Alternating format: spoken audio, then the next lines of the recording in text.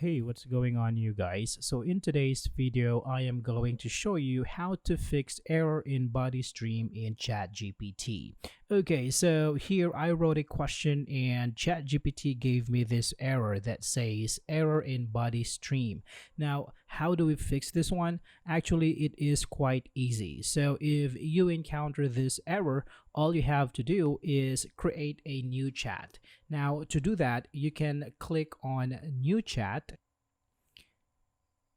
And in here, you can type the same question again.